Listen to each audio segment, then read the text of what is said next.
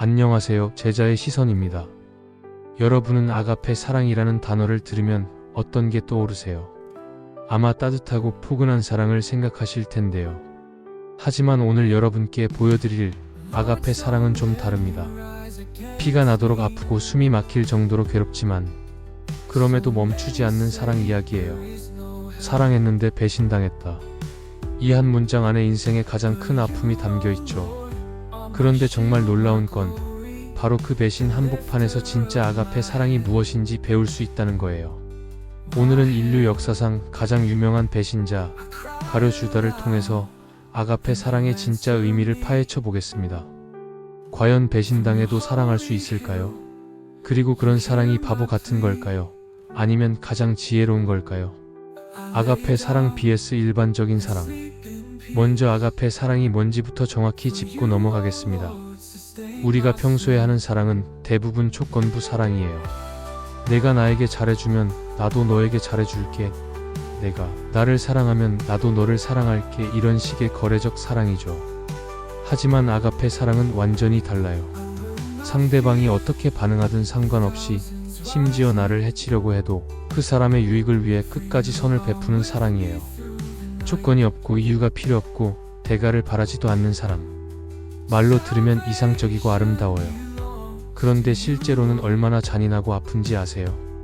아가페 사랑의 가장 잔인한 현실. 가룟유다와 예수님의 관계를 보세요. 예수님은 가룟유다를 처음부터 아가페 사랑으로 사랑하셨어요. 12제자 중 하나로 선택하셨고 똑같은 권능을 주셨고 3년 동안 모든 걸 나누셨어요. 그런데 가룟유다는 어땠을까요? 예수님의 그 사랑을 받으면서도 마음 한구석에는 계속 의심과 불만이 쌓여갔어요. 이 사람이 정말 메시아가 맞나? 왜 로마를 몰아내지 않지? 왜 왕이 되지 않지? 아가페 사랑의 가장 잔인한 현실이 바로 이거예요. 내가 아무리 진심으로 사랑해도 상대방이 그 사랑을 이해하지 못할 수 있다는 것. 그리고 더 잔인한 건 그 사랑이 깊을수록 배신의 칼날도 더 깊이 박힌다는 것이에요. 최후의 만찬 마이너스 아가페 사랑의 절정. 요한복음 13장의 최후의 만찬 장면을 상상해보세요. 예수님이 수건을 허리에 두르시고 제자들의 발을 씻어주세요. 베드로의 발도, 요한의 발도, 그리고 가룟유다의 발도. 이때 예수님은 이미 아세요. 가룟유다가 자신을 배신할 거라는 걸. 몇 시간 후에 자기를 은 30냥에 팔아넘길 거라는 걸 말이에요. 그런데도 가룟유다의 더러운 발을 씻어주셨어요. 부드럽게 정성스럽게 사랑으로. 여러분, 이게 바로 아가페 사랑이에요. 배신당할 걸 알면서도 상처받을 걸 알면서도 끝까지 사랑하는 것. 예수님의 마음이 어땠을까요? 얘가 나를 배신할 텐데 그래도 사랑해야지. 이게 내가 선택한 사랑이니까. 시편 109편의 절절한 고백. 이런 아가페 사랑의 아픔이 시편 109편에 생생하게 기록되어 있어요. 나는 사랑하나 그들은 나를 대적하니 나는 기도할 뿐이라. 이 한 구절 안에 아가페 사랑의 모든 게 담겨 있어요. 나는 사랑한다 마이너스 현재형이에요. 지금도 사랑하고 있다는 뜻이에요. 과거에 사랑했다가 그만둔 게 아니라 지금 이 순간에도 여전히 사랑하고 있어요. 그들은 나를 대적한다 마이너스 내 사랑에 대한 상대방의 반응이에요. 고마워하는 게 아니라 대적해요. 더 사랑해달라고 하는 게 아니라 오히려 해치려고 해요. 나는 기도할 뿐이라 마이너스 그럼에도 포기하지 않는다는 선언이에요. 복수하지도 않고 포기하지도 않고 그저 기도할 뿐이라는 거예요. 이게 아가페 사랑의 핵심이에요. 상대방의 반응에 좌우되지 않는 사랑. 아가페 사랑이 바보 같아 보이는 이유. 솔직히 말해서 아가페 사랑은 세상 기준으로는 바보 같아 보여요. 왜 배신당하면서까지 사랑해? 그냥 관계 끊어버리면 되잖아. 왜 상처받으면서까지 베풀어? 그런 사람은 그냥 내버려둬. 당신이 너무 호구 같아 보여. 맞아요. 아가페 사랑은 호기심과 계산으로는 이해할 수 없어요. 하지만 여기서 중요한 질문이 하나 있어요. 과연 누가 더 자유로운가? 가룟유다를 보세요. 배신한 후에 어떻게 됐나요? 후회와 절망에 사로잡혀서 결국 자살했어요. 자신의 욕망과 계산에 얽매여서 완전히 파멸된 거죠. 반면에 예수님은 어떠셨을까요? 십자가에서도 아버지 저들을 사하여 주옵소서. 자기들이 하는 것을 알지 못함이니이다라고 기도하셨어요. 끝까지 자유로우셨어요. 아가페 사랑은 상대방의 반응에 얽매이지 않기 때문에 가장 자유로운 사랑이에요. 살리는 것은 영이니 마이너스 아가페 사랑의 능력. 요한복음 6장에서 예수님이 중요한 말씀을 하셨어요. 살리는 것은 영이니 육은 무익하니라. 가룟 유다의 문제가 바로 여기 있었어요. 영이 아닌 육으로만 판단했던 거예요. 자신의 기대, 자신의 욕망, 자신의 계산, 이런 것들로만 사랑을 측정했어요. 하지만 아가페 사랑은 영의 사랑이에요. 성령님이 주시는 능력으로만 가능한 사랑이에요. 여러분이 나는 아가페 사랑을 할 수 없어라고 생각하신다면 맞아요. 여러분 힘으로는 불가능해요. 저 힘으로도 불가능하고요. 하지만 성령님의 능력으로는 가능해요. 성령님이 우리 마음에 그런 사랑을 부어주시거든요. 베드로의 놀라운 변화. 사도행전 1장에서 베드로가 보여준 모습을 보세요. 가룟 유다가 배신하고 자살한 후 베드로가 뭐라고 했을까요? 그 배신자 때문에 우리가 고생했다. 이런 원망이나 분노가 아니에요. 대신 시편 말씀을 인용하면서 이렇게 말해요. 성경이 응하였으니 마땅하다. 그리고 가룟 유다의 자리를 새로운 사도로 채우기로 결정해요. 상처를 씹고 있는 게 아니라 앞을 향해 나아가는 거예요. 이게 바로 아가페 사랑을 경험한 사람의 모습이에요. 배신당한 상처는 있지만 그 상처가 자신을 지배하지 않아요. 오히려 하나님의 더 큰 계획을 바라보면서 앞으로 나아가요. 베드로 자신도 예수님을 부인했던 경험이 있잖아요.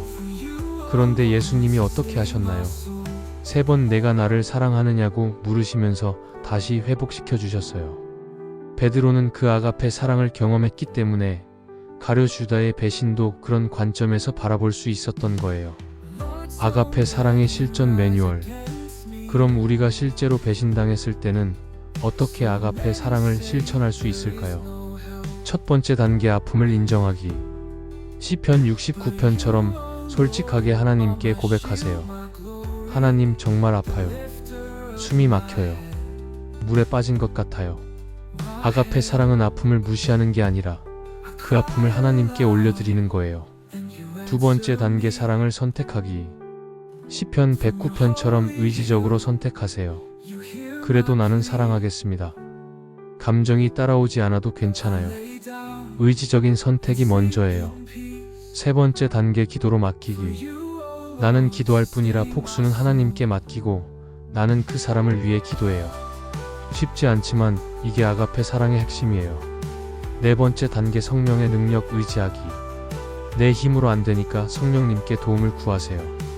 성령님, 제가 이 사람을 사랑할 수 있게 도와주세요. 아가페 사랑의 놀라운 결과.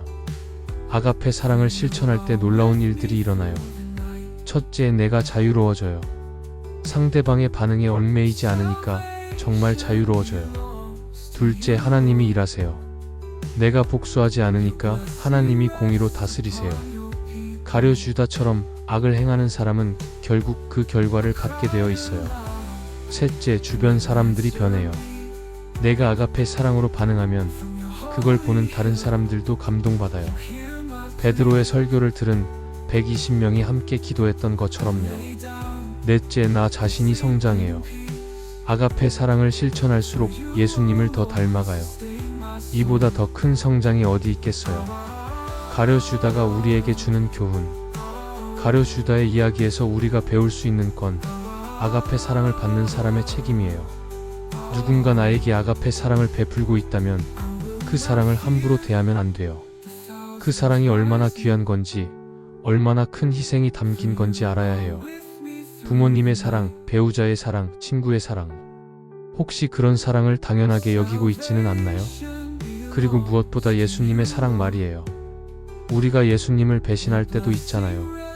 죄를 짓거나 믿음이 흔들리거나 세상 것들을 더 사랑할 때. 그럴 때도 예수님은 여전히 우리를 아가페 사랑으로 사랑하세요. 교회 공동체와 아가페 사랑. 제자들이 가룟 유다의 후임을 선택할 때 혼자서 결정하지 않았어요.